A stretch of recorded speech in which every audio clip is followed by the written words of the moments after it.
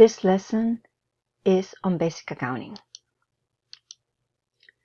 The purpose of this module is to reinforce your understanding of the accounting equation and some fundamental accounting concepts. There are 3 learning objectives in this lesson.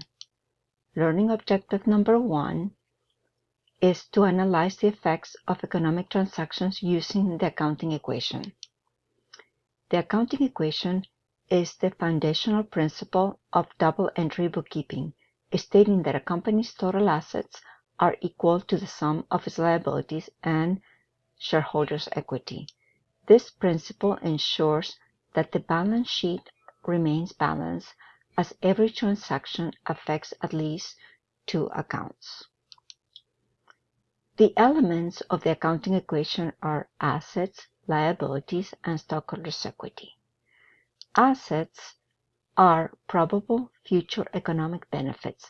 They are a present right of an entity to an economic benefit. Examples include cash, receivables, prepaid expenses, supplies, inventory, equipment, buildings, and intangible assets. Liabilities are probable future sacrifices of economic benefits. They are a present obligation of an entity to transfer an economic benefits. Examples include accounts payable, salaries payable, accrued expenses, notes payable, bonds payable, loans, and deferred revenue. Stockholders' equity is defined as the net assets or residual interest in the assets of an entity that remains after deducting its liabilities. Examples include contributed capital, also known as prepaid capital, common stock, retained earnings, dividends, and net income, which consists of revenues and expenses. Stockholders' equity is calculated as total assets minus total liabilities.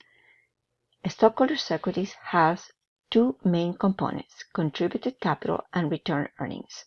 Contributed capital is the total amount invested by owners or shareholders, and it is increased by the account common stock. Retained earnings are the amount of income retained by the company since its inception. Retained earnings include revenues, which increase retained earnings, and are offset by expenses and dividends, which decrease retained earnings.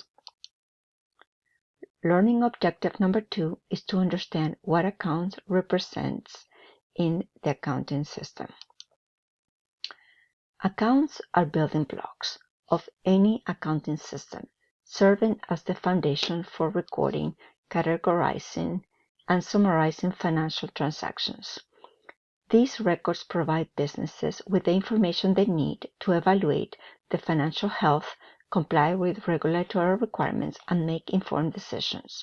There are 5 main account types: assets, liabilities, equity, revenue, and expenses. These accounts form the core of the accounting equation. The general ledger, also called GL, is a complete record of a company's transactions over a period of time, documenting changes to assets, liabilities, equity, revenue, and expenses. The GL summarizes all journal entries, providing a complete overview of a company's financial health. A chart of accounts is an organized index list of all financial accounts in a company's general ledger, serving as the backbone of financial reporting. The chart of account categorizes transactions into assets, liabilities, equity, revenue, and expenses, enabling accurately tracking of financial health, tax preparation, and consistent record keeping. This slide shows a chart of accounts with sample accounts in the assets, liabilities, stockholders' equity categories. Learning objective number 3 is to analyze accounting transactions and understand the use of the accounting equation. A transaction is an economic event that involves a change in an asset, a liability, or stockholders' equity account that companies record in their accounting records. The fact that all transactions affect at least two accounts and that the accounting equation will always balance is referred to as the double entry system. For example, if an asset increases, there must be either a decrease in another asset, an increase in liabilities, or an increase in stockholders' equity. Economic transactions are recorded so that at least two accounts are affected, which is the essence of a double entry system. With every transaction, the accounting equation must stay in balance, so that one change must be counterbalanced by another change, so that the equation always stays in balance. In the next slides, we would look at some transaction examples. Cash increases by shareholders' investment. Assets increase and equity in the company also increases. Cash paid for utilities expenses for the month.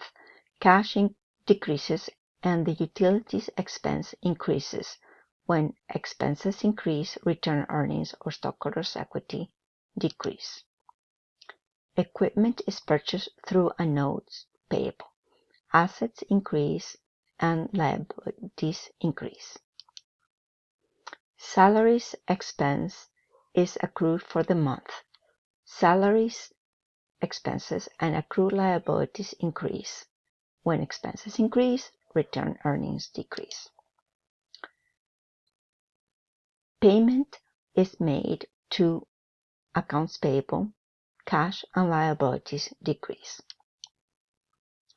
Equipment is purchased with cash.